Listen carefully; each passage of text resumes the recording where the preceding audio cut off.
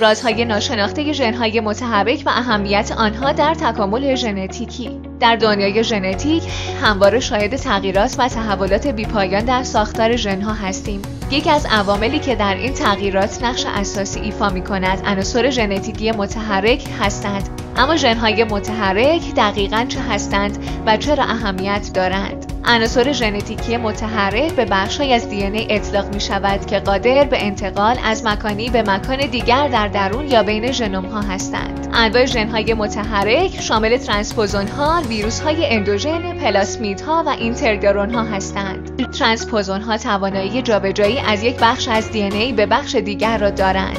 آنها می توانند در داخل یک ژنوم حرکت کنند و حتی در صورت نیاز به تغییرات سریع موجب ایجاد جهش‌ها و تنوع ژنتیکی شوند. ویروس‌های اندوژن ممکن است به دی میزبان خود وارد شده و به مرور زمان به قسمت‌های از ژنوم میزبان تبدیل شوند. این ویروس‌ها که به نام رتروترانسپاساز هم شناخته می‌شوند، می‌توانند بر تکامل ژنتیکی تأثیر بگذارند. پلاسمیدها و اینترگرون‌ها قادر به جابجایی و انتقال از سلولی به سلول دیگر هستند و در فرآیند انتقال ویژگی‌های خاص مانند مقاومت به آنتیبیوتیک‌ها نقش مهمی ایفا می‌کنند. ژن‌های متحرک نه تنها در تکامل گونه‌ها نقش دارند، بلکه می‌توانند به عنوان ابزارهایی برای افزایش تنوع ژنتیکی عمل کنند.